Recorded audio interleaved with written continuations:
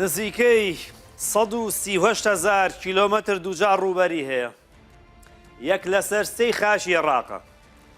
نزیکەی 2 ملیۆن کەس تایەژی. کەچی وەزارەتی پلاندانان ئەڵێت تەنیا 2 هۆتێلی تێدایە. لە هەولێر و لە جوسایدی عەنکاوە لە شەقامێکی 1500 مەتریە بە چاو سەیرم کرد و بە دڵ ڕەحمم کرد. هەر بە چاو 9 هۆتێلم ژماردووە. ئەمە یەکەم هۆتێل لە لەنبار کرایەوە. ئەزانن ساڵی چەند بوو؟ ساڵی 2018. یعنی بۆ یەکەم جار ئەنبار لەو ساڵەیە بوو بە خاوەنی هۆتێل. ڕاستە عەشایەر و میوان دۆستن و نانەوێت میوان لە هۆتێل بخەوێت. بەڵام بۆ شارێک بە تەنیا خۆی 4 دەروازەی سنووری هەیە، بۆ شارێکە 25 تریلیۆن پێسێجا گازی هەیە، ستەمە 2 هۆتێل. شارەکە نزیکەی 2 ملیۆن کەسی تێدان. زۆر دەوڵەمەندە. بۆیە دەڵێم ستەمە. ستەمە لە هەر سێ کەسێک دانەیەکیان بێکار بێت. باسی پارێزگای ئەنبارەکەم. ئەنبار.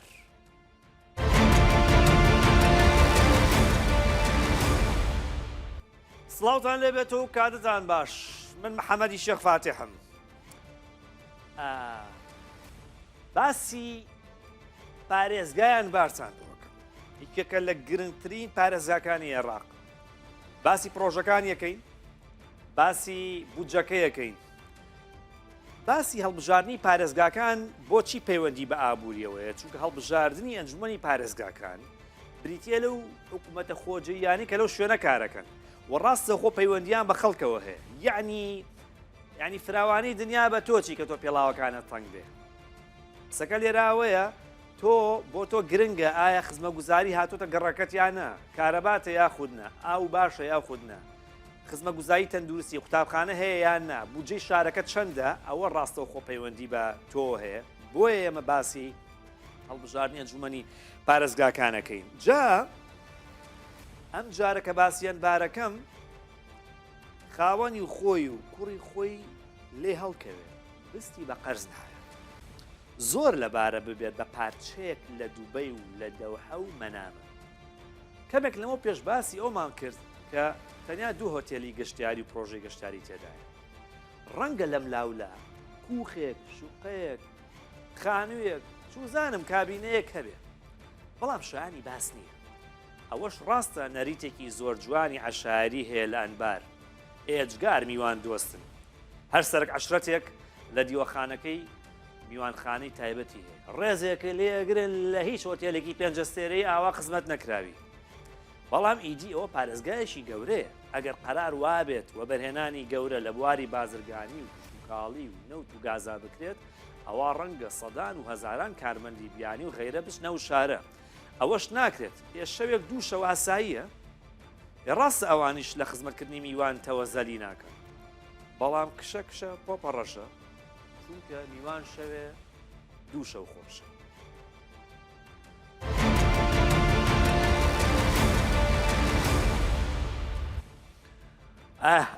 ئەم ئەنبارە جگەلەوەی دەوڵەمەندە بە نەوت، بە ڕووبەری زەوی، بە دانیشتوان، بە گاز، هەڵکەوتەی جیۆگرافیەکەشی زۆر گرنگە کە جیا کاتەوە لە هەر پارێزگایەکی دیکەی عێراق. ئێستا ئەو نەخشەی کە بینن ئەمە ئەنبارە، ئەوە هات ببینن ئەم بەشە کە لای من ئاوا وەکو نارنجی و پرتەقاڵیە، ئەوە ئەنبارە. سەرنج بفەرمونون لەگەڵ نەجەف، لەگەڵ کەربەلا، لەگەڵ بابل، لەگەڵ بەغدا، لەگەڵ سەلاحەدین، لەگەڵ نەینەوە، لەگەڵ 6 پارێزگای دیکە هاوسنوورە. تاکە پارێزگای لە عێراقا کە لە ناوخۆی عێراقا 6 پارێزگا هاوسنوور بێت و دراوسی 6 پارێزگا بێت. لەسەر ئاستی دەرەشیش لەگەڵ وڵاتێکی دیکەیە سەرنج بدەن لەگەڵ 3 وڵاتە هاوسنوورە، لەگەڵ سووریا، لەگەڵ ئوردون، لەگەڵ سعودیە. 4 دەروازەی سنووری هەیە، سیانیان لەگەڵ سووریا، دانەیشیان لەگەڵ ئوردون کە دەروازەی ترەڤیلە کە داهاتی مانگانەی 45 ملیار دینارە لە داهاتی لە باج و لە ڕسومات کە هەیە. ئەو دیمەنانی کە ئێستا دێتێرە دەیبینن ئەوە دەروازەی ترەڤیلە کە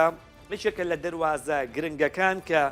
عێراق دەبەستێتەوە بە ئوردون لە ڕێگەی لە ڕێگەی پارێزگای کەربەلاوە کە دەتوانرێت وە بەرهێنانێکی یەجگار فراوانی تێدا بکرێت ئەوە سێ دەواازەکەی لەگەڵ سنووری سووریایە با بڵین جارێ وازی لێبێرین بەڵام خۆ لەگەڵ ئوردون و لەگەڵ سعودیە دەتوانێت وە بەرهێنانی یەجگار گەورەی بازرگانی کرێەوە بکرێت بە ناوچەیەکی بەردەباز و ناوچەیەکی گرنگی بازرگانی و بکرێت بە هەبێک کە زۆر زۆر گرنگە. ئۆکی باشە جگەلەوە باسی کردی کشت و کاڵی ئەنبارتان بۆ بکەم. ئەو ڕووبەرەی لە ئەنبار بۆ چاندنی گەرم و گەرمەشامی تەرخان کراوە 494,000 دۆن کە 84یان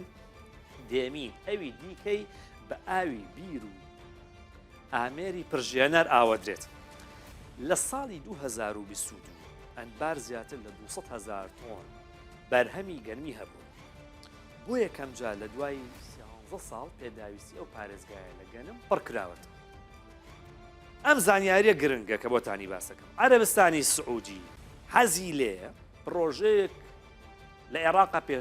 جێبەجێ بکە و پێشکەشی کردەوە بە حکوومەتی عێراق و پێشنیازی کردەوە بۆ ئەوەی 700,000 دۆنم زەوی بیابانی ئەنبار بکاتە پرۆژەی ئاژەڵداری و کشت و کاڵ و کاری نەکردنی ئەکرێتە و وڵاتانی کەندا و لەو بیابانەیە ئەو شارستانەتە گەورە هەموو پرۆژە پیشەسازی کشت و کاڵیان بودادناوە ئەوە هەر لە ئەنبار هەر زەڵاتێ هەر زۆر زۆر ئاسانە. ئەم بابەتە ئەوی پەیوەندی بە بودجەی ئەنبارەوە هەیە ئەوی پەیوەندی بە پرۆژەکانیەوە هەیە بابەتێکی زۆر زۆر گرنگە لەگەڵ بەڕێز دکتۆر مەحموود عومەر ئەڕاوی گفتوگۆکەم کە سەرۆکی لیستی نەبزەی عێراقن کە لە ئەنبار لەگەڵماندایە. بەڕێز ئەڕاوی و کاتت باش. ئەوەی کە گرنگە لە بەڕێستانی بپرسم ئەوەیە گەورەترین کێشە ئابوووریەکان و خزمەتگوزاریەکان لە پارێزگای ئەنبار ئێستا چییە کە ئەبێت دەم و دەست چارەسەر بکرێت؟ وای گەورم هێرەبان سپاس بۆ کەناڵا بەڕێزەکەتان بۆ متمانەتان. پارێزگای ئەنبار کۆمەڵێک داپۆشینی میدیایی هەیە لەم پارێزگایە بە تایبەت لە ڕووی ئابووریەوە و گوشاری زۆری میدیایی هەیە و پێچەوانەی ئەوەی کە نیشان دەدرێت لە پارێزگاکە هەیە کێشەی ئابووری هەیە و گوایەوە نیشان دەدرێت پارێزگایەکە لە ڕووی ئابووریەوە زۆر پێشکەوتووە بەڵام ئەمە دوورە لە ڕاستیەوە. ئەو فۆکەسە میدیایی کە هەیە تەنیا لەسەر کۆمەڵێک دەستکەوتی زۆر کەمی بچووکەیە. کۆمەڵێک خزمەتگوزاری زۆر گەورە هەیە کە باس ناکرێت لە پارێزگای ئەنبار. لە ڕاستیدا کۆمەڵێک کەم و کورتی گەورە هەن و لەسەر ئاستی عێراق بە گشتی هەیە. سندوقی ئاودانکردنەوەی ناوچەکانی زیانمەند لە دەستی داعش و تیرۆر لەم سندوقە تاوەکو ئێستا بڕەپارەیەکی زۆر تەرخان نەکراوە و کۆمەڵێک پارەی زۆریش لەلایەن بانک سندوقی نەختی نێودەوڵەتیش تەرخان نەکراوە هەرچەندە پێشتر بوو جێی پارێزگا زۆر زۆر زەبەلاح بوو. لە ڕاستیدا ژمارەی دیاریکراوم نییە کە ئێستا باسی بکەم دەبێ ورد بم لە قسەکانمدا. ژمارەی ورد و تەواو ملانیە بەڵام زیاترە لە 100 ملیار دینار. جگەلەوە پارێزگا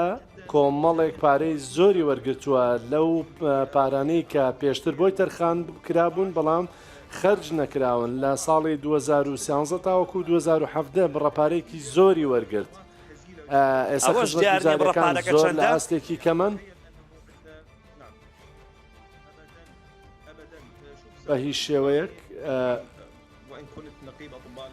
من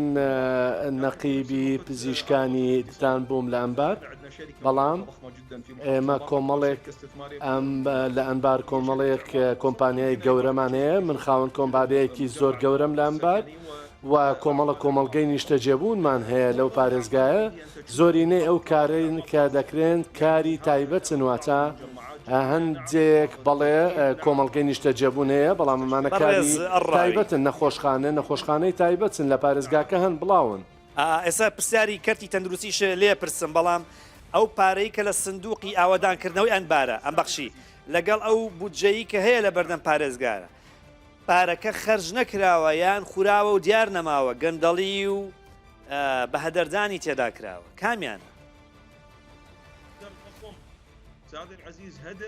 بەڕێزم ئەوەیە کە بە هەدەردانێکی زۆر هەیە و دەستکەوتەکان زۆر گەورە دەکرێت زۆر جار باسی ڕوومادی ئەکرێت ڕوومادی تەنیا دوو شەقامی تایە کە خزمەت گوزاری پێگەیشتووە و ئاوەدان کراوەتەوە ئەو پارەیە لە سەردەمی پارێزگارەکانی پێشوو خەرج تەرخان کراوە بۆ ئەم مەبەستە لە ڕاستیدا لە سەردەمی پارێزگاری پێشوو قاسم فەهداوی لەو سەردەمەوە خزمەت گوزاری توانین بڵێن دەست پێ کرد ئەوان دەستیان بە هەڵمەتی ئاوەجانکردنەوە کردووە لە ساڵی 2012 و 13 کۆمەڵێک پارەی زۆر تەرخان کرا بەڵام نەقۆزرایەوە بەکار نێنرا کۆمەڵێک پرۆژە جێبەجێ نەکراون کە پارەیان بۆ تەرخان کراوە کاتێک کە حکوومەتەکان دێن و حکوومەتەکانی خۆجی وانیشان دەدەن کە ئەو پرۆژانە لە سەردەمی ئەوان تەواو بووە ئەوان تەواویان کردو بەڵام ئەوە هی بڕیارەکانی پێشووە بڕیار لەبارەی بڕی هەدر من ئومێ دەکەم کە ئەم قسەیەم نەبڕن ئەگەر دەتەوێت بڕی بە هەدەردان لە پارێزگایان بار بزانی زۆر زۆرە تەمەشای ئەو هەڵمەتە میدیایانە بکرد کە هی بربژێرەکانی سەر بە حکوومەتەکانی ئێسان کەم بە ملیاران دینار بە ملیۆنەها دۆلار خەرج دەکەن بە پێچەوانی یاساکانی کۆمیسیۆن کە پێویستە هەر بربژێرێک لە 190 میلیۆن دینار زیاتر نەبێت بەڵام سەیری بکە زۆرینەی بەرپرسانی حکوومەت زیاتر لە 1 میلیۆن دۆلاریان خەرج کردووە بۆ هەڵمەتی بانگەشەیان ئەوان فەرمانبەری حکوومەتن باشە ئەو پارەیان لەکوێ هێناوە وایان لێ بکات کە 1 میلیۆن دۆلار خەرج بکەن بۆ هەر بربژێرێک ئەمە جگە لەو تەقینەوە زۆرەی کە لە توانای مادییاندا هەیە لە داراییان هەیە هی خۆیان و هی کەسوکار و نزیکەکانیان دەزانی کۆشکیان هەیە کۆشکیان لەدا و عێراق دۆلارە پەیدا دەکات کۆمەڵێک شوێنی گەورەیان هەیە لە شەقامە سەرەکیەکان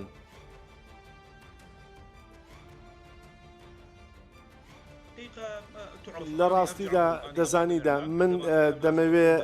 من مادام لە بەردەم میدیام دەبێ و بەوردی قسە بکەم من نازانم ئەم پارانە چۆن و لەکوێوە دەست دەکەوێت بەڵام ئەوەی کە جێبەجێ دەکرێت و ئەوەی کە خەرج دەکرێت تەمەشادەکەی زۆر زۆر جیاوازیەکی هەیە چەند شەقامێکی کە من ئاوادان کراون ئێوە خۆزگە بێنە ئێرە بۆ ئەوەی بەرنمەیەکی تایبەتان لەگەڵدا بکەین بۆ ئەوە بۆ بزانین شەقامێک چەند جار نۆژەن کراوەتەوە پارەی بۆ تەرخان کراوە و ئەنجامی کۆتایی ئەو شەقامە چییە و ئەو پارانەی کە بۆی خەرج کراون چەند بووە ئەو پارانە ئایا یەکانگیرە لەگەڵ ئەوەی کە بەدیهێنراوە نەخێر ئەوەی بەدیە تۆ زۆر کەمترە لەو بڕەپارەی کە خەرج کراوە هەروەها داپۆشینێکی میدیایی هەیە و پراوێزخردنەکەی لەلایەن میدیە لە بەرامبەردا میدیایەکەی تەنیا فۆکەس لەسەر ئەو چەند شوێنێکی دیاریکراوەکە و لە سۆشیال میدیایش هەمان شتە بۆ دەرخستنی کۆمەڵێک پرۆژەی تایبەت و کۆمەڵێک شەقام کە نۆژەن کراونەتەوە دەمینی ئێستا لە ڕۆمادی تەنیا یەک پردمان هەیە لە یەک شەقامێکمان هەیە کە زیاتر خەڵک لەلای خەڵک ناسراوە ئەوە لە سەردەمی قاسم فەهداوی جێبەجێ کراوە هەرچەند ئێمە جیاوازیمانەیە تەنیا ئەو شەقامە وێنە دەگرن دەیانەوێت وانیشان دەن هەموو ڕەماتی ئاوایە تەنیا ئێمە لە ئەمبار ناگەینە هەولێریش هەولێر چەند جارێک لە پێش ئەمبارەوە ئەگەر باسی دووەبەی بکەینەوە ئەو قسەیە بە تایبە ئەو قسەیە هەر زۆر زۆر نەشیاوە بەڕاستی خەڵک تێناگات لە ڕاستیدا هەندێک هەندێک خەڵکی کاریگەر هەندێک خەڵک کە بانگەشتکارن لە تۆڕەکانی کۆمەڵایەتی و نیشان دەدەن کە دەستکەوتی زۆر مەزن هەیە زۆر گەورە سواسی کە تێگەیشتو بانگەشتەکەتەکەم وانە حەزەکەم بین دیمەنانیان باربینین تووشی شکست دەبێت لەو قسانەی کە لەو دیمەنانەی کە دەیبینێ کە چەند جیاوازە لەوەی کە لە تۆڕەکان بەڕێزەڕای وەڵا ڕازگۆ بووم لەگەڵتا لەگەڵ پرۆدیوسەرەکەمان کە باسییان بارەکەین زۆربەی کات چێکی داتا و زانیارەکانمانە کردەوە چکە گومانمان هەبوو ئەوەندە هەژار بێ لە خزمەت گوزاریە بەس بەسی چرکە وەڵام بیتۆ سپاس دەکەم مادام خۆ جەنابەت تەبیبی دکتۆری کەرتی تەندروستی لە ئەمبار چۆنە چەند نەخۆشخانەمانەیە تا نەخۆشخانێکی پێشکەوتوی تایە خەڵک بۆ نەشتەرگەری نەچێ بۆ پارێزگایەکی دیکە لە ئەنبار چارەسەریکەن بە کورتی سپاس دەکەم. بەڵێ پرسیارەکەت لەبارەی نەخۆشخانە تایبەتەکانەوە یاخود نەخۆشخانەکانی هەردووشیان هەم تایبەت هەم گشتیش فەرقی نییە. بەڵێ نەخۆشخانەکانی حکوومەت سەرباری هەوڵەکانی فەرمانگەی تەندروستی بۆ ئەوەی شتێک دابین کات بەڵام دەزانی ئەمە پەیوەندی بە سندوقی دووبارە ئاوەدانکردنەوەی ناوچە زیان لێکەوتوەکانە و سەرکردەی سیاسی لە پارێزگاکان نەخۆشخانەکانی حکوومەت چەند نەخۆشخانەیەکمان هەیە لە نەخۆشخانەی ڕمادی بۆ نمونە خزمەت گوزارەکانی ناگاتە ئاستی پێویست و داواکراو ئەو نەخۆشخانەیە لە ساڵی 2016ەوە وێران کرابوو لە ساڵی 2022 کرایەوە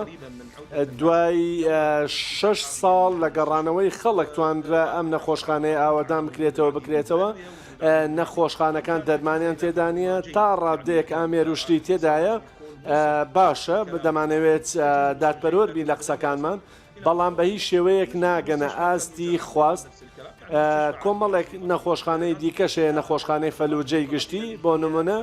بەڵام ئەو خزمەت گوزاریە پێویستانەی کە پێویستە پێشکەش بکرێن پێشکەش ناکرێن و ئەو پارانەی کە بۆی خرج کراون لەو ئاستەدانیە خزمەت گوزارەکانی واتە لە ئاستی پێویستدانە نەخۆشخانەکانی کەرتوەر تایبەت دەزانی تا ڕادەیەک باشترن بەڵام هاوڵاتی لە ئەمبار ناتوانین بڵێن هەژارن بەڵام ڕێژێکی زۆری هەژاری هەیە لە ئەمبار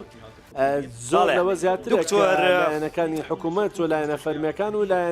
ئەو لایەنانی کە ئەنباریان کۆنتترۆل کرێدایانەوە نیشاندن دامەزراوەکانی تەندروستی زۆر خزمەت گوزاریە کە پێشکەشی ناکەنیشان کەمە کەم و کوڕەکانی ئەنباریاندا زۆرە ڕێگەم دەی تەواوی دەکەم فەرمۆڵاگەر بە کورتی چکە چەندیا پێداویستی پزیشکی نییە بەڵکو پسپۆڕی تایبەتمەندیشی تێنا نییە ئەگەر دەتەوێت قەبارەی نەهامەتی هاوڵاتی ئەمباری بزانی ئەوە پێویستە بچیتە سەر فەیسبوک سیر بکەیت کە چەند هاوڵاتی لە ئەمبارەوە دەچنە دەرەوەی عێراق بۆی چارەسەر بکەن یاخود پارە کۆکرێن و یارمەتی کۆ دەکەنەوە بۆی بچنە دەرەوەی عێراق هەمویان لە ئەمبارن لە کاتێکدا دەزانیت هاوڵاتیانیان بار لە پێشودا زۆربەیان دەوڵەمەند بوون و خەڵک ئێستا پێویستی بە یارمەتیە بۆی بچێت لە دەرەوەی عێراق چارەسەری خۆی بکە ئەمە پێویستە دەوڵەت چارەسەری بکە بەڕاستی شەرمە هاوڵاتیانی یارمەتی کۆبکەنەوە بۆی بچنە دەرەوە ئەمە ئەرکی سەرشانی حکوومەتی خۆجێیە بە پلەی یەکەم. بەڕێز دکتۆر مەحموود عومەر ئەڕاوی زۆر سپاس دەکەم بینیان بار زۆر گرنگە بۆی بزانین ئەو پارێزگا دەوڵەمەنە بۆ ئەندە هەژارە بە تاکید وەکو ڕوودا و دێن و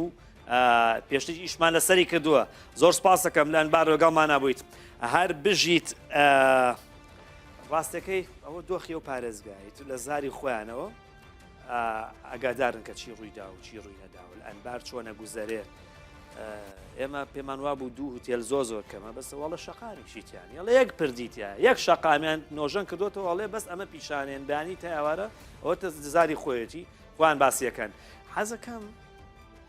سەرنجتان ڕابکێشم بۆ چەند زانیارێکی دیکە لەسەر ئەنبار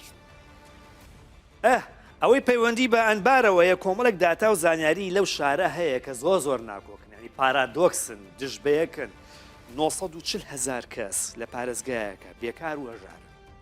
زۆرە لە کۆی 1,900,000 کەس لە کاتێکا و شارە 137,800 کیلۆمەتر دووجایە ڕوبەرێکی ئەجگار فراوانیە هیچ کێشەیەکی نییە لە کاتێکە یەکێک لەو دۆڵەمانیانەی کە و شارە هەیەی 25 تریلیۆن پێسێجا بریتە لێ دەژی گازی سروشتێکەی باش لەسەر قسانە هەر بەردەوامە بم ئەوەی پەیوەندی بە زانیارەکانی ئەم شارەوە هەیە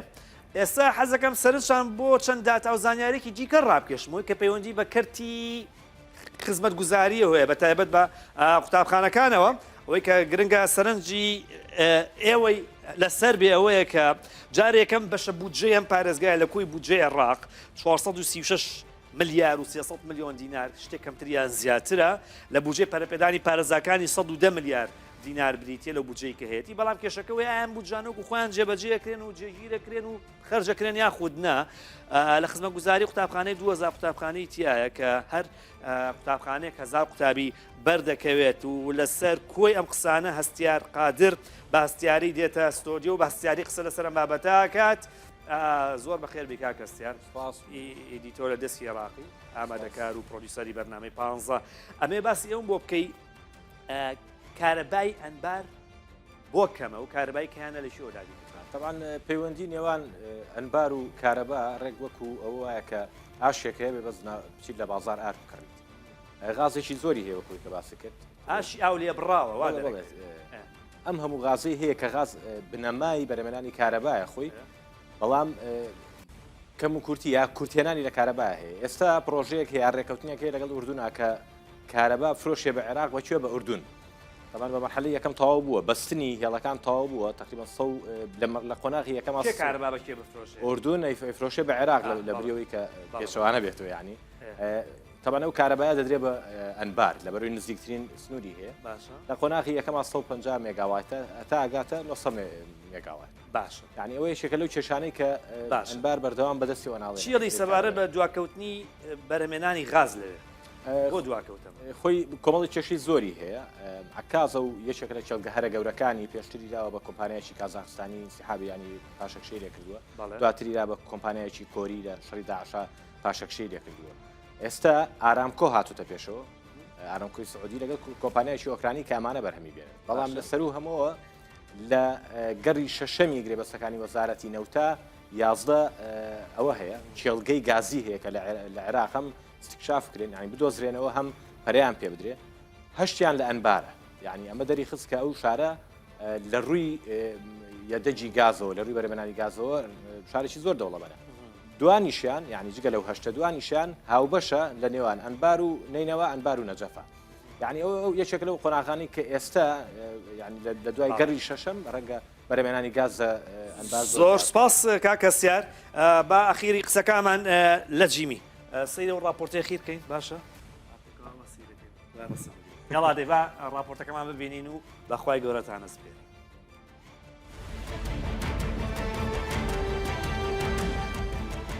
ئەنبار یەک لە سەرسەی خاچی عێراقە یەک لە سەرسەی بێکارەکانیش هەر لێرەیە